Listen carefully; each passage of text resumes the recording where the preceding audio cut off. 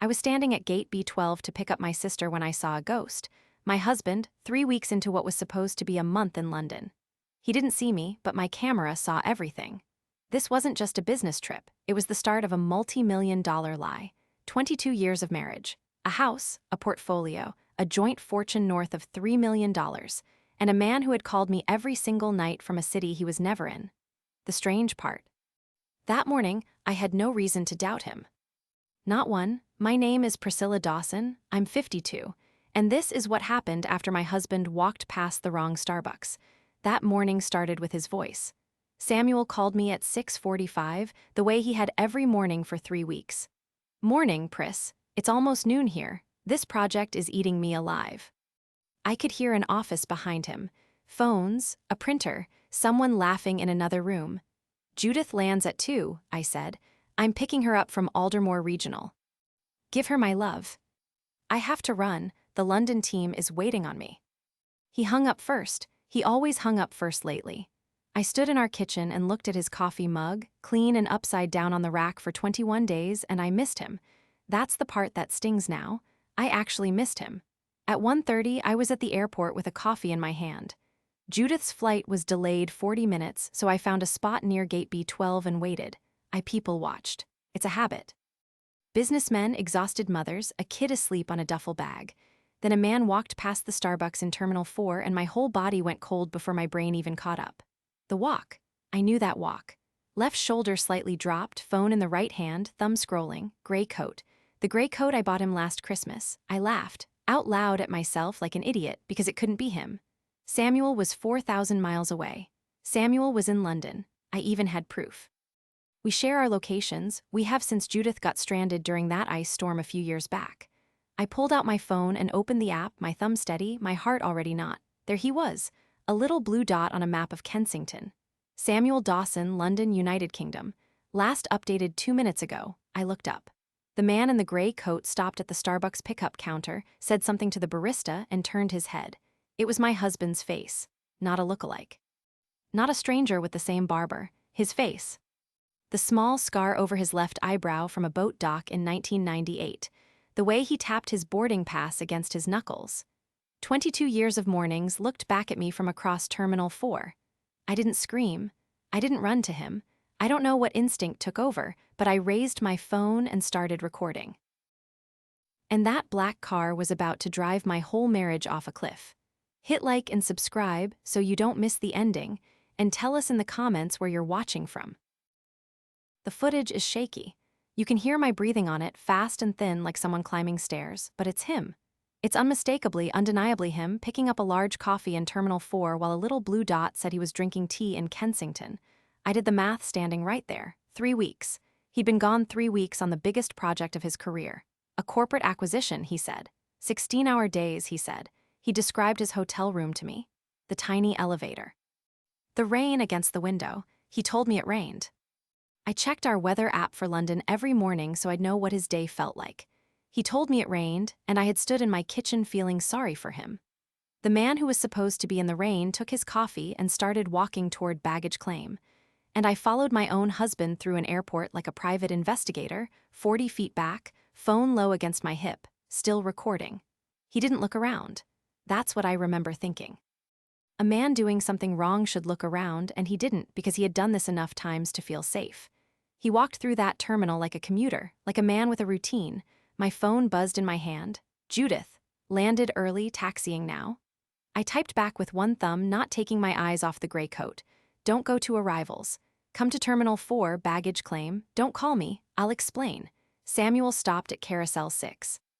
And that detail almost knocked me over, because Carousel 6 meant he hadn't flown in from London at all. Carousel 6 was the Denver flight. A 2-hour domestic hop. My husband, 4,000 miles away for 3 weeks, had luggage on a flight from Denver. He pulled a small black suitcase off the belt, not his big international case, the one I helped him pack, a different bag entirely, a bag I had never seen before in my life. Priscilla. I nearly jumped out of my skin. Judith stood behind me with her carry-on, tanned from 2 weeks in Florida, already frowning at my face. What's wrong? You look like you've seen a... Don't say ghost. I turned her by the shoulder, gently toward Carousel 6. Look at the man in the gray coat. Tell me who that is. Judith looked. My sister has never once in her life managed to hide what she's thinking, and I watched her face do everything mine had done 10 minutes earlier. Confusion, recognition, refusal. That's not. Pris, that's Samuel. Samuel's in London. Is he? I held up my phone, the app still open, the blue dot still glowing over Kensington. Because London just picked up a bag from the Denver flight. There has to be an explanation. A surprise. Maybe he flew back early to surprise you and... Through Denver, with a suitcase I've never seen? My voice came out flat. Strange and flat and calm, and that calm scared me more than shaking would have. He called me this morning, Judith. 6:45. He told me the London team was waiting for him. Judith stopped arguing. She looked at the dot, then at the man, and her jaw set the way it used to when we were kids and someone had cheated at cards. Okay, she said quietly. Okay, so what do we do? Do we go over there?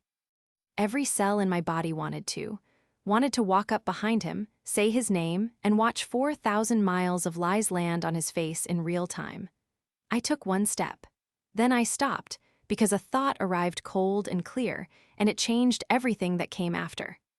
If I confront him now, I learn nothing.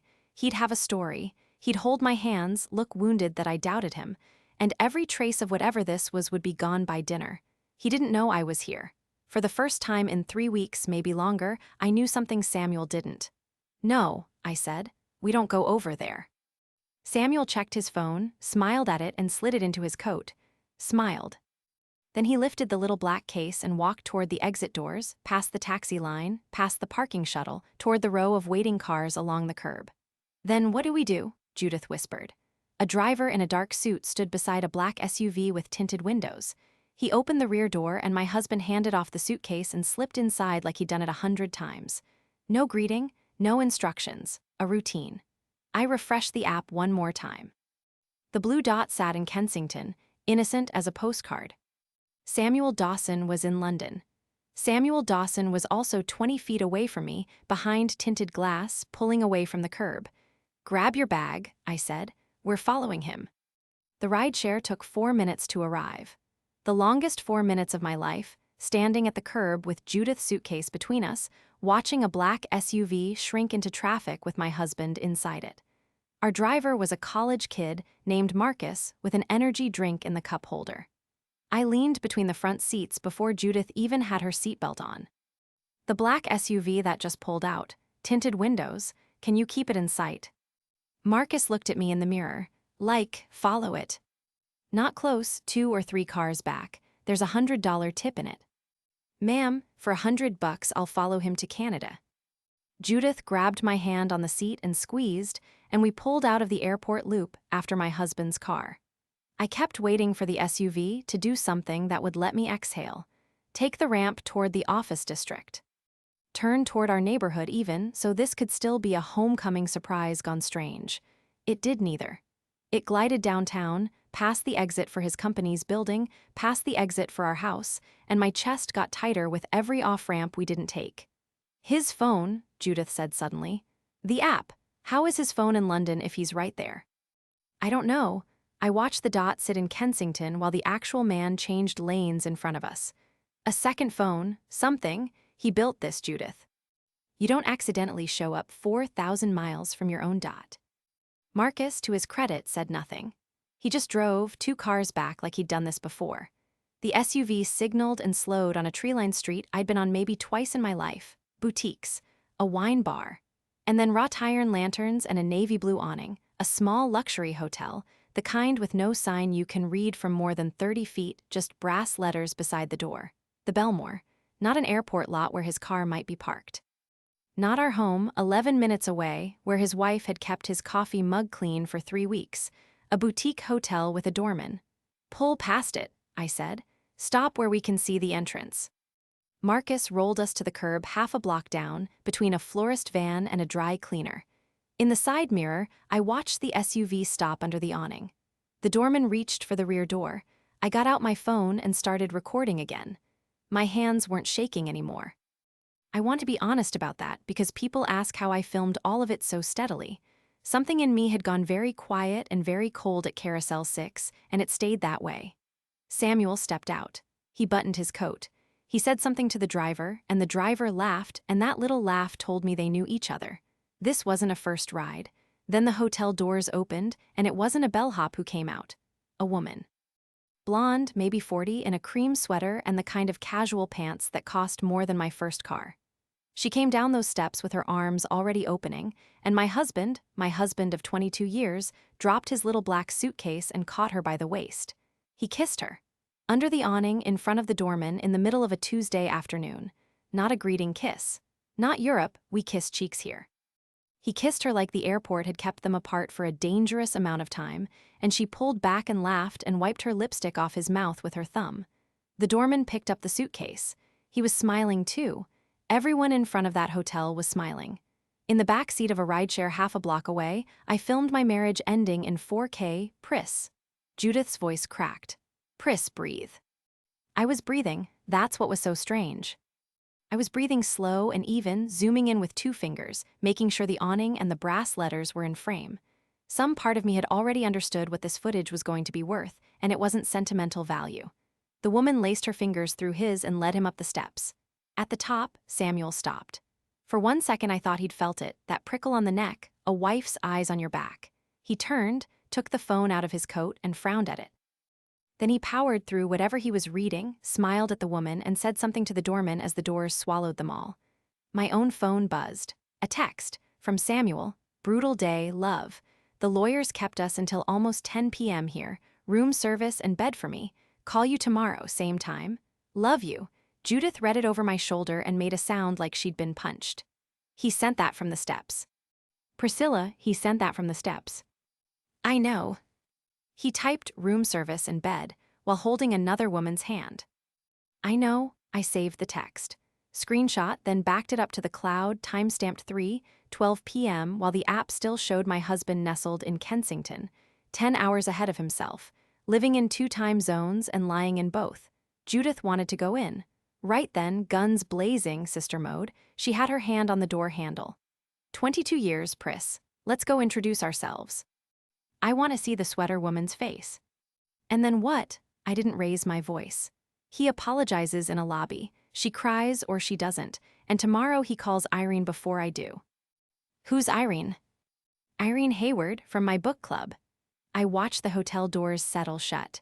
Family law. She told me once, over wine, the spouse who blows up first loses, the spouse who documents wins. Judith let go of the handle slowly. You're scaring me a little. Good, I said. Marcus, can you wait 10 more minutes? Ma'am, I've canceled my whole afternoon. This is better than television. I wasn't done because a kiss is a kiss, but a pattern is a case. I needed to know if this was a hotel or a habit, so I did something I never imagined myself doing. I walked into the lobby. Cool air, fresh flowers, a fireplace nobody needed. I went straight to the front desk with a smile borrowed from some braver woman. Hi, I think I just saw my old neighbor come in. Tall man, gray coat, Sam. The clerk's face did something small and careful. I'm sorry, ma'am, I can't discuss guests. Of course, it's just if it's him, I'd love to leave a note.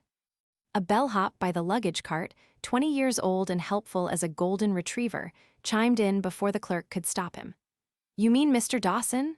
Oh, he's not a guest exactly, he practically lives here. Him and Ms. Maddox have had the corner suite for like a month. The clerk shot him a look that could have stripped paint. It didn't matter. The floor had already moved under me, smooth and total, like an elevator dropping 1 floor. Not a night, not a fling on a layover. A month, the corner suite, him and Ms. Maddox, while I checked London's weather every morning so I would know what my husband's day felt like. No note, I heard myself say. Wrong Sam. I walked back out past the doorman who had smiled at their kiss, got into the rideshare, and closed the door with the softest click. Well, Judith said, he's not staying at that hotel. I looked back at the navy awning. He lives there, with her. He's been 11 minutes from our front door the entire time. Judith slept in our guest room that night, or she lay in it anyway. At 2 in the morning, I found her in the kitchen making tea, and she found me at the dining table behind a wall of glowing screens. Have you slept at all? No, I didn't look up. Did you know the cloud keeps everything? Every photo from every device on the family plan, sorted by date, by location. Judith set a mug next to me and pulled out a chair. Show me. I turned the laptop. On the screen was a photo Samuel had taken 9 days ago, a sunset over a rooftop pool, 2 wine glasses in the foreground. In the reflection of the near glass, if you zoomed, a blonde woman in a white robe was raising her phone to take her own picture. He backed it up himself, I said.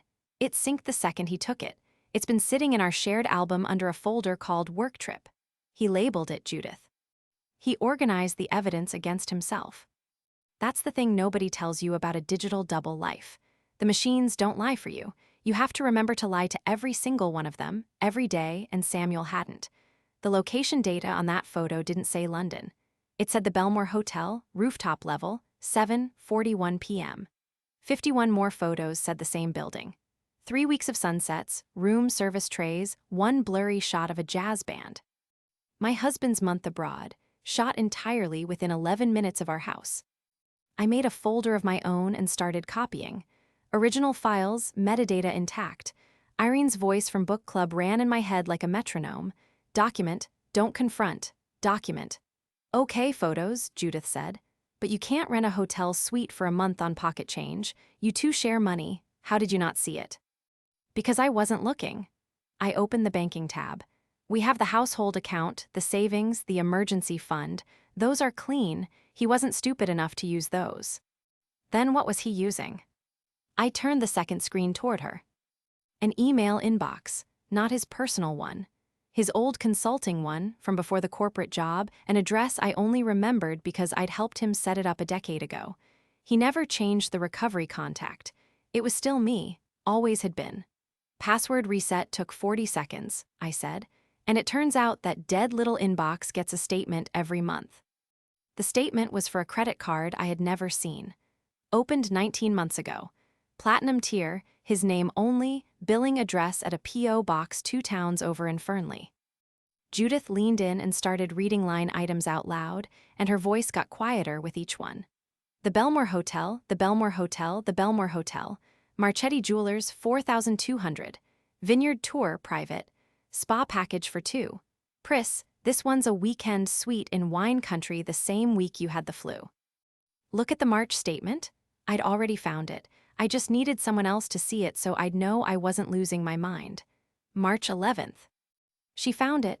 Marchetti Jewelers again, 12,600. Our anniversary is March 14th, I said. He gave me a card and a bathrobe.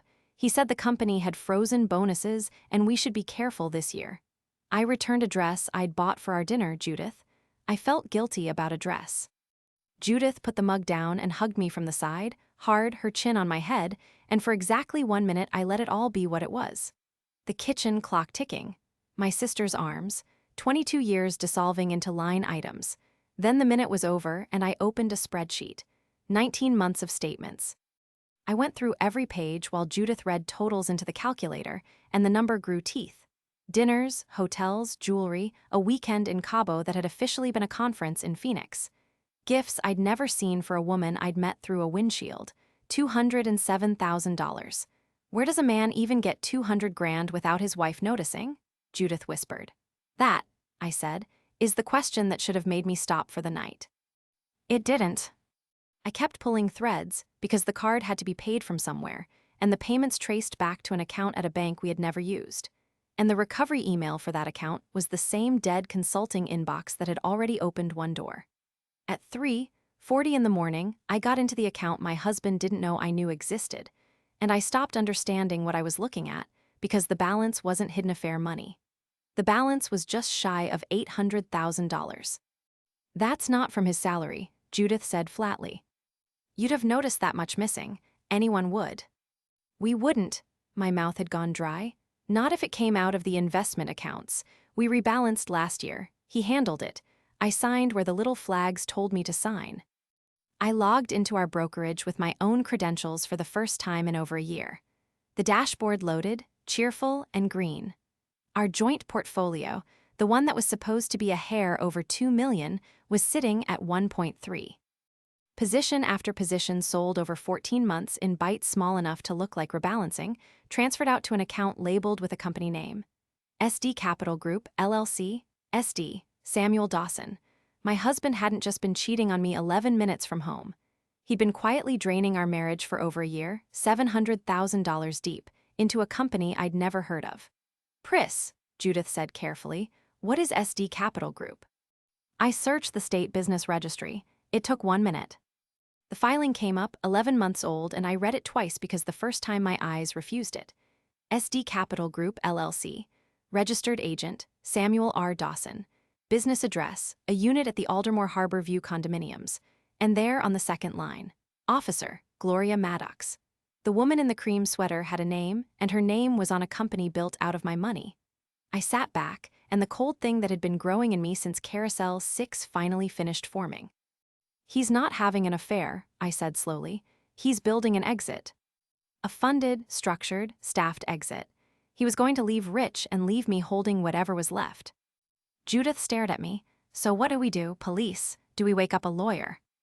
I looked at the clock. 4:12 a.m. In 5 hours, Samuel would call me from a fake time zone to tell me about meetings that didn't exist, in a city he wasn't in, while the woman from the hotel steps poured his coffee 11 minutes away. We don't wake anyone, I said. He thinks his dot is in London. He thinks I'm asleep. Every hour he believes that, I get stronger. I close the laptop lid softly, like tucking in a child. At 9, I call Irene Hayward, and then, Judith, I'm going to take his advice. What advice? The advice he gave me every night for 3 weeks. I finally smiled, and Judith flinched at whatever she saw in it. Don't wait up for me. At 6:45 the next morning, my phone rang. Samuel, right on schedule, calling from a city he wasn't in. I let it ring twice so I wouldn't sound awake. Then I answered in my warmest half-asleep voice, while Judith watched me from across the kitchen like I was defusing a bomb. Morning, Pris. Almost noon here. You would not believe the day I have ahead. Poor thing, still the lawyers. Lawyers, bankers, all of it. This acquisition is a monster. A pause, and then, casual as weather. Hey, random thing. Did you move anything around in the accounts? I got some alert nonsense from the bank last night. My stomach dropped through the floor. The brokerage, I'd logged in at 4 in the morning. New device, new location, and the system had tattled on me while I slept. Judith saw my face and went very still. Oh, that was probably me, I said, and I yawned. I actually yawned. Judith's here. We were looking at flights for Mom's birthday. My password didn't work, so I reset it. Did I break something? 3 seconds of silence. An expensive 3 seconds. No, Samuel said lighter. No, that explains it. Don't book anything big without me, okay? Money's tight until this deal closes. Of course, go impress the Brits. I love you. Love you too, Pris. I hung up and set the phone down like it was radioactive. Money's tight. $700,000 of our money sat in his shell company, and the man told me money was tight. He checked on you, Judith said. That wasn't a good morning call. That was a perimeter check. Then we're out of slow, I said. He gets alerts, which means the moment I do anything real, he'll know in minutes. Whatever I do, I have to do it in the right order, and I get exactly 1 try. Irene Hayward's office opened at 9. I was in her doorway at 9:02 with a laptop, a folder of printouts, and my sister carrying coffee like a paralegal. Irene had been the quiet one at book club, the one who sipped 1 glass of wine all evening while the rest of us finished bottles. In her office, in her chair, she was someone else entirely. She read for 20 straight minutes without a word. Then she took off her glasses. First. Are you safe at home? Any history I should know about? He's not violent, I gestured at the folder. He's tidy. Tidy men are my favorite defendants. She pulled a legal pad closer. Priscilla, listen carefully. What he's done has a shape. 19 months of concealed spending, marital assets moved into an entity he controls with his affair partner as an officer. Courts have a phrase for this: dissipation of marital assets. Judges hate it. It reads as theft from the marriage because that's what it is. So we call the police. No, not yet, maybe not ever. What you have is leverage in a divorce, and you're going to spend it like a surgeon. She started writing. Here's your problem. Right now he's relaxed. Relaxed men leave their money where you can see it. The moment he senses, that LLC account scatters into places we spend 2 years and 6 figures chasing. So we move first, and we move today. Move how? The 700,000 is in his name. Forget his account. We can't touch it without a court order, and we'll get that order. Today is about what he can touch. She turned the pad around. Joint accounts, emergency fund, savings, the brokerage, everything both your names are on, you have full legal right to protect. We do it before he files a single form, and we document that every dollar went into escrow and untouched trust accounts, not a shopping spree. Clean hands, that's what wins you the courtroom. And the timing, Judith asked, that's the beautiful part. Irene almost smiled. He's pretending to be in London. Think about what that costs him. He can't storm into a bank branch with his passport because he's supposedly 4,000 miles away. He can't rush home to confront her without detonating his own lie. Priscilla, your husband has handcuffed himself to a time zone. He is the single most inconvenienced man in this state, and he did it to himself. I sat back. Somewhere under the exhaustion, something that wasn't grief lit up for the first time in 2 days. Tell me the order, I said. We built the list like a flight checklist, and at 1:15 that afternoon, we executed it. Irene's paralegal set up the escrow and trust receiving accounts by noon. At the bank, a manager named Mr. Ockhafer took one look at the LLC filing with Gloria Maddox's name on it and stopped pretending this was a routine visit. And at 1:15, sitting in Irene's conference room, I opened the banking portal and shared my screen so the paralegal's recorder caught everything. Every click time-stamped. Whenever you're ready, Irene said, the emergency fund first. $84,000, the money for the collapsing roof, the surgery, the disaster you can't schedule. Samuel's name and mine. I initiated the transfer to escrow, and then on Irene's nod, I did the part I'd been waiting for. I removed his access. Revoked his card on that account, ended his transfer privileges, unlinked his phone. The confirmation screen asked, "Are you sure?" 22 years, I thought, the scar over his eyebrow. The rooftop pool at 7:41 p.m. Money's tight, Pris. I clicked yes, and the recorder caught that too. Savings next. Then the brokerage, what was left of it.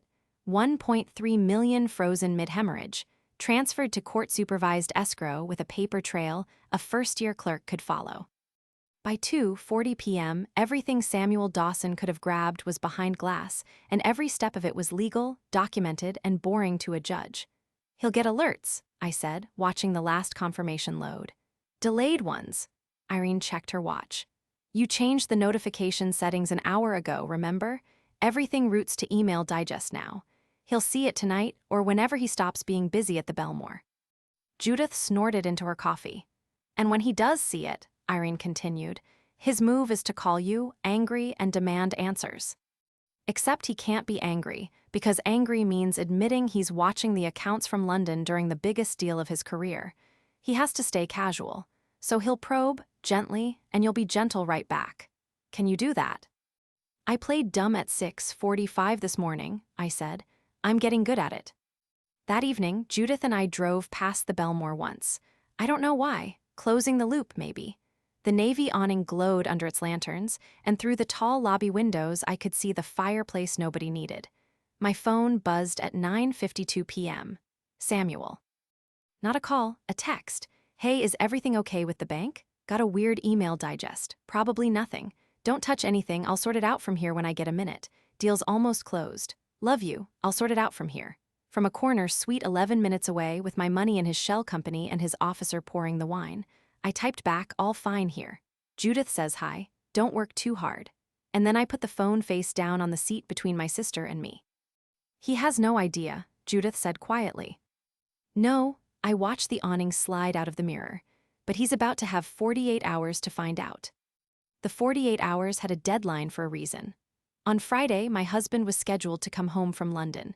He'd announced it 2 nights earlier in his goodnight call, voice full of tired triumph. Deal's closing, Pris. I fly back Friday, lands around 4. I want a real dinner and my own bed. It sounded rehearsed, and now I knew why. Somewhere in a corner suite, he'd probably practiced it with the door closed while Gloria Maddox ordered room service. Friday at 4, a man with no boarding pass would walk out of our airport pretending to be jet-lagged, and I intended to be finished before his performance began. Thursday morning, Irene's conference room looked like a war had been declared in it, because one had. Bank records in labeled stacks. The LLC filings. A printed map of the Belmore's block, which even Irene admitted was more drama than law. Asset inventory, she said, handing me a binder. Everything the marriage owns, everything he moved, everything we've secured. Read it like he's going to attack every page, because he is. The secured column had grown overnight. House title flagged with the county so nothing could be borrowed against it without both signatures. Joint credit cards frozen. The escrow account sealed and supervised. Even the safety deposit box at First Aldermore, inventoried on camera with a bank officer present. Clean hands every step. There's one thing left I can't secure, I said. His paycheck. It direct deposits into the household account on the 1st. If this drags on, he'll reroute it. Irene made a note. We'll flag his employer with the filing. Standard notice. She glanced up. It's Hollies and Crane, correct? Downtown. 26 years, he's a senior VP. It's half his personality. Good, big companies answer legal notices fast. She slid a card across the table. Their general counsel's office. Call the main line, confirm which entity actually employs him. Corporations split themselves like cells, and I need the exact name on the petition. Misname the employer, and his lawyer buys, a month of delay pointing at the typo. It was supposed to be the boring errand, the one safe phone call in the whole war. I dialed from the car while Judith drove and asked the polite HR voice to confirm employment for Samuel Dawson, Senior Vice President, Corporate Development. Keys clicked. The voice asked me to hold. Then it came back, still polite, and knocked the earth out from under me for the second time in a week. I'm sorry, ma'am. Mr. Dawson is no longer with the company. I'm sorry. He's based in the London office right now, the acquisition team. Ma'am, I can only share what's in the system. Mr. Dawson's employment ended in February, and Hollies and Crane doesn't have a London office. I thanked the voice. I don't remember hanging up. Judith pulled the car over without being asked, hazards on, and pried the phone out of my hand. February. It was now late September. My husband had been unemployed for 7 months. 7 months of pressed shirts and dry cleaning receipts. 7 months of leaving at 7:20 sharp, complaining about quarterly reviews, cursing a boss named Feldman at dinner. In February, we'd sat at that same dinner table, and he'd told me his bonus was frozen, money's tight, return the dress. The bonus wasn't frozen. The bonus didn't exist. The job didn't exist. Where did he go every day? Judith whispered. For 7 months, where did the man go? The answer was already assembling itself, and I hated every piece. The Harbor View condo, SD Capital Group, registered 11 months ago while he still had a salary. Gloria Maddox, officer. He hadn't been knocked down and hiding it out of shame. He'd planned his landing before he ever left the plane. The LLC wasn't a midlife crisis. It was a lifeboat, provisioned for 2, paid for with the ship. Back in the conference room, Irene listened, and for the first time since book club, I watched her get visibly angry. It lasted 3 seconds. Then she picked up her pen, and her voice went flat and fast. This changes the filing. If he lied about employment, the severance from February is a marital asset we've never seen. Where's a 26-year senior VP's severance package, Priscilla? Because it isn't in any account we've inventoried. SD Capital, I said. The math finished itself out loud. That account was holding almost $800,000 even after 19 months of hotels and jewelry. The brokerage only explains $700. The numbers never closed, and I was too tired to see it. And the missing $300 is his severance, deposited straight into the shell. Irene wrote faster. He didn't just hide an affair. He concealed a termination, diverted a marital payout, and financed a competing household. Every month he worked late, he was building a life designed to survive you finding out. She looked up. He was always going to leave. You just found the airport before he found the exit. The room went quiet. Judith reached for my hand, but I didn't need steadying. Somewhere in the last hour, the last soft thing in me had finished turning. What does the filing look like now? I asked. High conflict dissolution. Dissipation claim on every dollar into that LLC.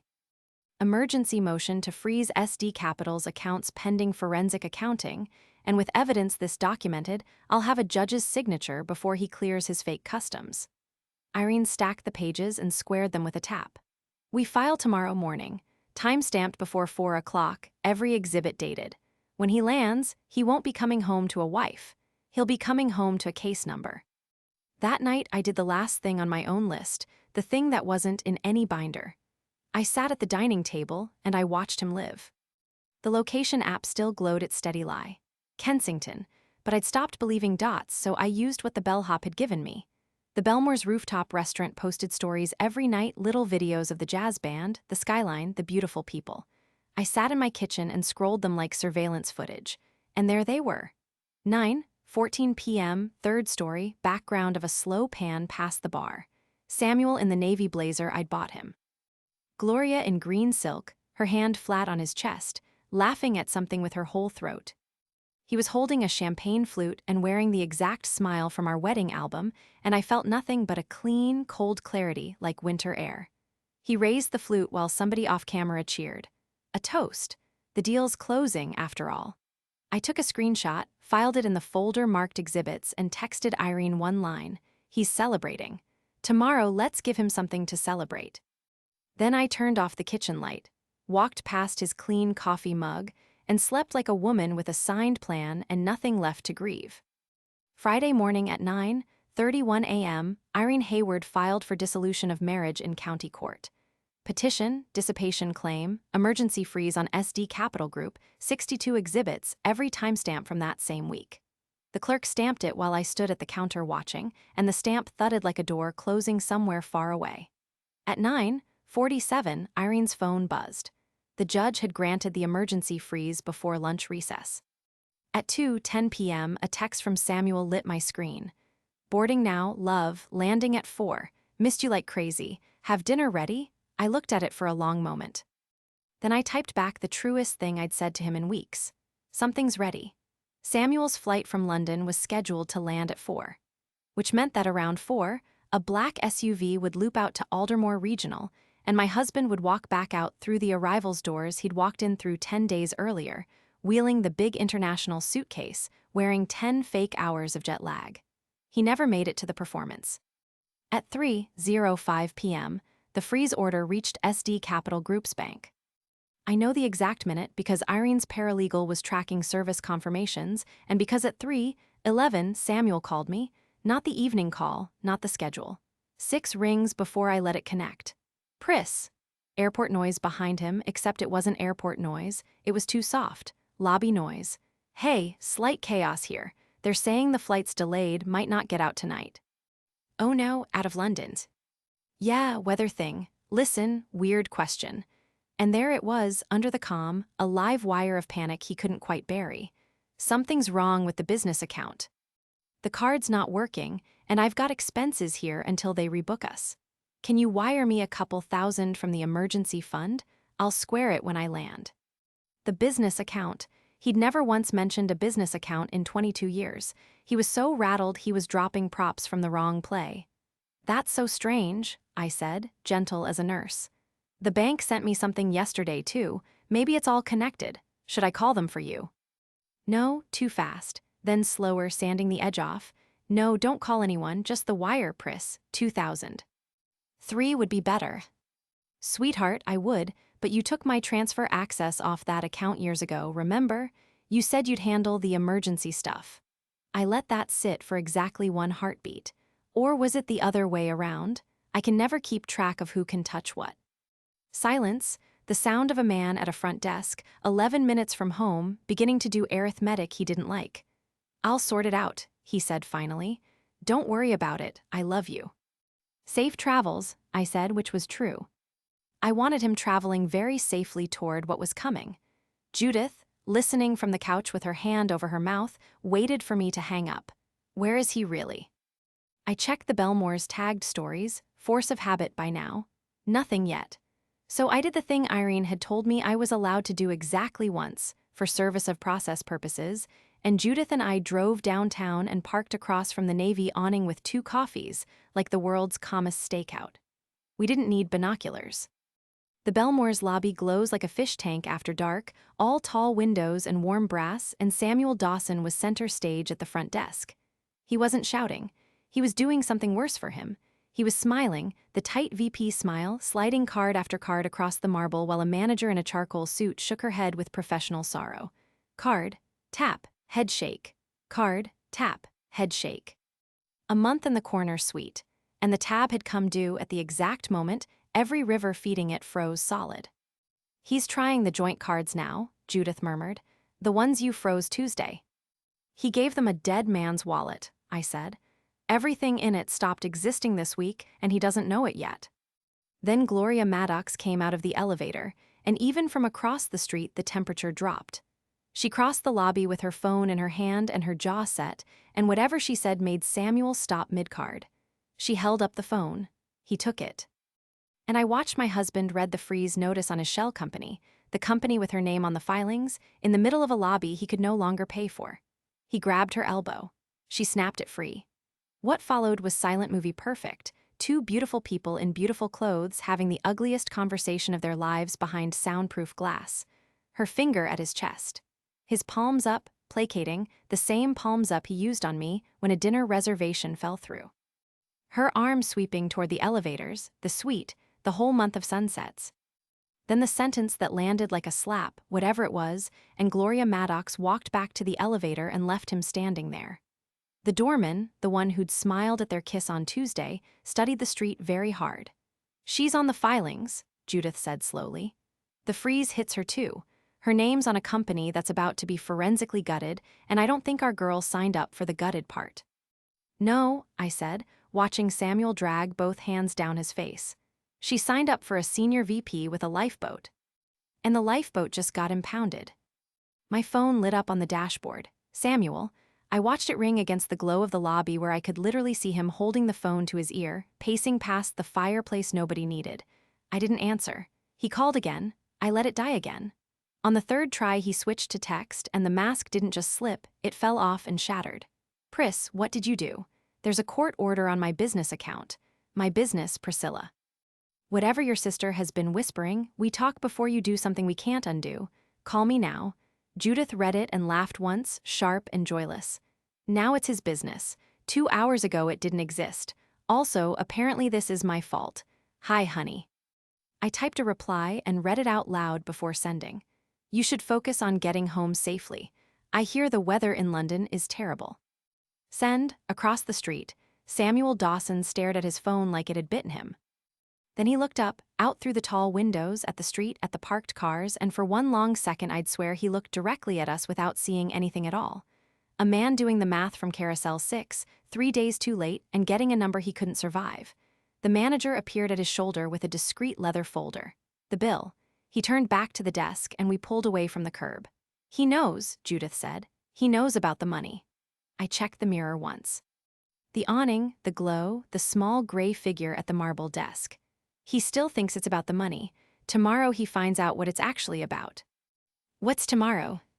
"Tomorrow a courier walks into that lobby," I said, "and my husband finally gets something he can't lie his way out of. Signed, dated, and 62 exhibits deep." I drove home the long way, past the airport exit, and I didn't feel like crying and I didn't feel like laughing. I felt the way the app must feel if an app could feel anything, sitting there all those weeks showing its steady little dot. Certain, updated, done guessing. That night, for the first time in 3 weeks, no call came at 6:45 or any other hour. The London office had finally permanently closed. Saturday morning, 10:00 a.m., I sat in the cafe corner of the Belmore lobby with a pot of Earl Grey I never poured, wearing sunglasses I didn't need and Judith's scarf. Not hiding exactly, editing my visibility. Irene had argued against my being there at all. "Process servers exist so clients can be elsewhere," she said. But I'd been elsewhere for 22 years, and this last time, I wanted my own eyes on him instead of a screen. The courier came in at 10:07. Young woman, bike jacket, flat manila envelope, all business. She spoke to the front desk, and the manager in the charcoal suit glanced toward the elevators with an expression that suggested Mr. Dawson's popularity at the Belmore had not survived the week. He'd covered the bill, we learned later, with the very last unfrozen card he owned, an airline miles card with a $4,000 limit. The corner suite was gone. He'd been moved to a standard room on the second floor, the kind with a view of the service alley. They called up. And my husband came down to the lobby one last time. He looked terrible in a way no one else would have noticed. Shaved, dressed, collar pressed, but arranged, like a man who had assembled himself from a reference photo. His eyes went to the front desk first.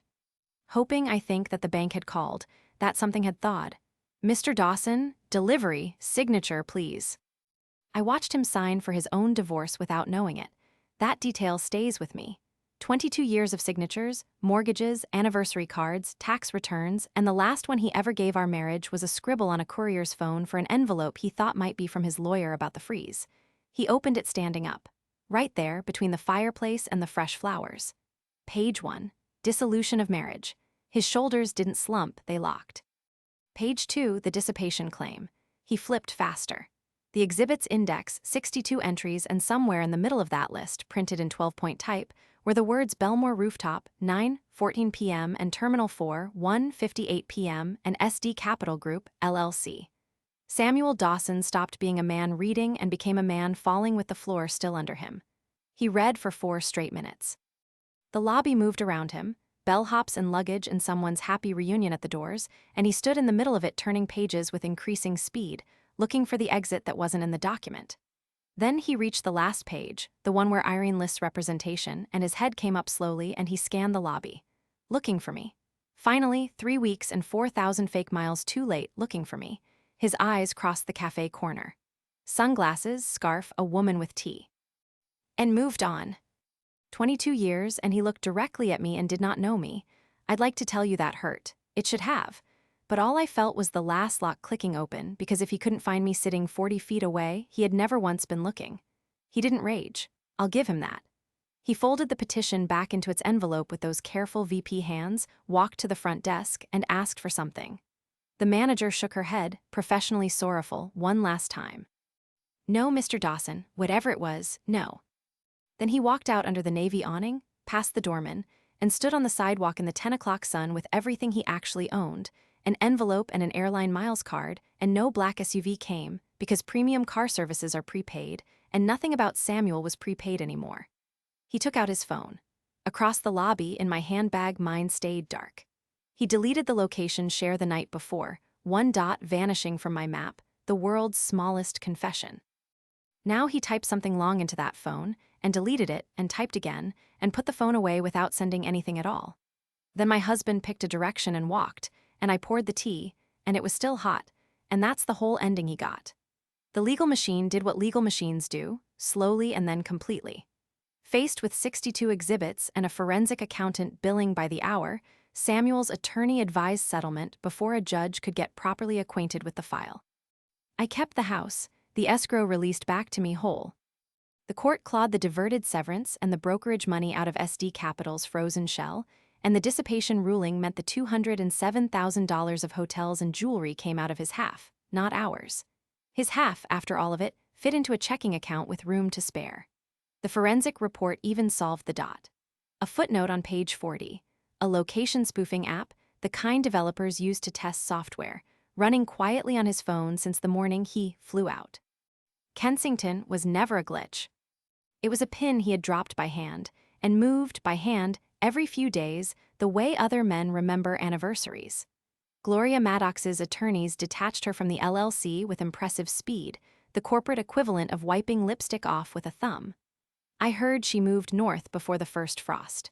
The Harbor View condo, purchased with marital funds, was sold at auction as part of the settlement. I did not attend, but I'm told it went for a fair price to a retired dentist who is, by every account, very happy there.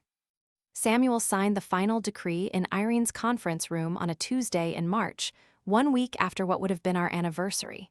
He looked across the table and said the only honest thing I'd heard from him in 2 years. "You never even yelled." "You were never here to yell at," I said, and signed my name for the last time next to his. People ask about the app, whether I still use it after everything. I do. Judith's dot, my mother's dot, small blue certainties moving around town. But I'll tell you what that airport taught me, the thing I'd hand to every woman checking a weather app for a city her husband claims to be in. The dot is not the man. The data will lie for as long as he feeds it, and your gut has been running quieter, older software all along. Mine had flagged the hung-up calls, the clean coffee mug, the anniversary bathrobe, and I dismissed every alert because the map looked right. Trust the glitch. When the digital world and the physical world stop agreeing with each other, one of them is lying, and it is never the one standing in front of you at a Starbucks in Terminal 4. 6 months after the decree, I stood at Gate B12 again, picking up Judith again, coffee in my hand, watching strangers pour up the ramp. Same gate, same tile, same me give or take everything. Judith came through the doors with her carry-on and stopped when she saw my face. "What?" she said. "You look like you've seen a ghost." "No," I said, and took her bag, and the word came out light as a boarding pass. "There are no ghosts in this airport, not anymore. I had the only one exorcised." Somewhere over our heads, a gate agent announced final boarding for somewhere far away. London maybe, and neither of us even looked up. If this story leaves anything behind, it's a few quiet truths. The data will lie for as long as someone feeds it, but your gut runs older software, so trust the glitch. Calm documentation wins where loud confrontation loses. And the person who drops everything to sit in a parked car with you, that's who family actually is. Have you ever caught someone in a lie so big it rewrote everything you thought you knew? If you enjoyed this story, hit like and subscribe, and we'd love to hear your thoughts in the comments.